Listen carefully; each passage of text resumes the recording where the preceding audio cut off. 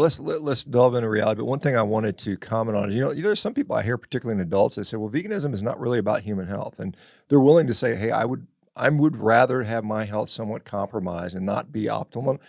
And who am I to say you must live an optimal, healthy life? There's plenty of fat Americans that eat a bunch of garbage, and hey, that's their choice. And if you want to sacrifice a little bit of your health to save the planet, save the animals, if that's what you believe, more power to you. But at the same time, your kids don't really have a choice in this. A 3-year-old isn't saying, "Hey, mom, dad, I want to maybe not grow 3 inches taller. Maybe I want to knock a few IQ points off potentially." And we know there are potential cognitive issues, growth issues. I mean, major studies came out showing that vegan children are just smaller, and usually smaller kids have other developmental issues. Maybe they're subtle, maybe they're minimal, maybe they're a small effect. But gosh, why would you say, "Hey, my kid could be 6'2", but now he's only gonna be 5'11"?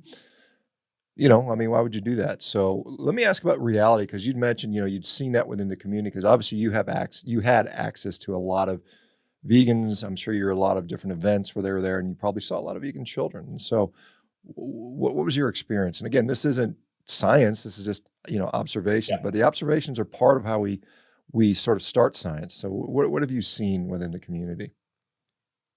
Yeah. So first, I want to say that becoming a vegan parent was easier for us because we had other vegan families who had vegan children and they looked healthy, and so we thought that was perfectly fine for everyone.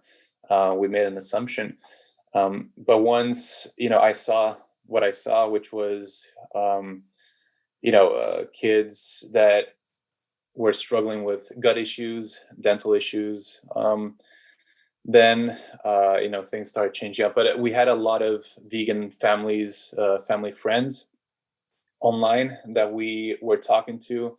We're discussing, how they're doing and that kind of stuff. And many of them, actually, all of them, not all, but almost all of them that we knew that were vegan parents with vegan children, vegan toddlers, vegan babies, they're not vegan anymore because they observed some sort of issues with their children. Usually, it'll be gut issues, so indigestion or bloating or other issues as well. Deficiencies within many different vitamins and minerals and these things. Luckily, nothing, that none of the families that we knew had any children suffering, some like extremely heavy consequences. All the kids were breastfed and breastfed for as long as possible. So I'm sure that helped a lot as well. But, there are people that I know, who are influencers, very popular, who their kids, died and just didn't make it. And, of course I can't blame that on the diet completely and say it's veganism that did it, but I don't know anyone else who's gone through that even on a standard American diet. So there are too many outliers, or what they would call outliers in the vegan world, and that is what I observed. But the most important was with my own son, because anecdotes from other people, that's cool. I always listen, always open to hearing that. But when it happened, when our son was born, he was born very small, very, very small. And we're okay with that, because as long as you follow a certain growth pattern, that's supposed to be okay. But we saw that he was going under and actually losing progression in that growth curve. Not that the growth curve is perfect always, but it was not adding up. And so we also noticed that the digestion wasn't good. Just, yeah, bad digestion his whole life.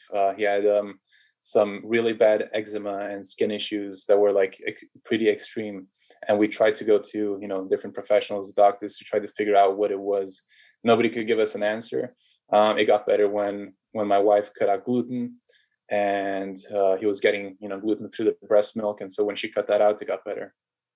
Um, and then the main thing that really got me to be like, okay, there is something very, very wrong here, was when his teeth came out. And The first two front teeth came out. They looked, pretty thin, not very strong and thick.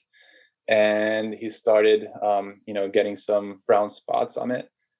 But the thing that really shocked me was when some of the other teeth further back came out, they came out already extremely discolored and brown. And that's not how, it's supposed to be. And we looked for information everywhere, just like online, PubMed, scanning through everything. We just couldn't find any information on what could be, causing this. My theory now is, of course, fat soluble vitamins. Lack of those, K2, vitamin A. These things wasn't converting beta carotene and not getting enough vitamin K2. All these things that you believe is not going to be an issue. I'm not saying that I know for sure that those were the problems. All I'm saying is that when we introduce animal foods, those issues reverse and stop progressing. So the cavities stopped, the rotting stopped, and it was a lot better after adding animal foods. And this is the case with every single family that we knew, who had their kids on a vegan diet, observed some issues, and fed animal foods too. All of them experienced some improvements. And as a testament, none of them had gone back to being vegan or feeding their children a vegan diet either. And so that says something.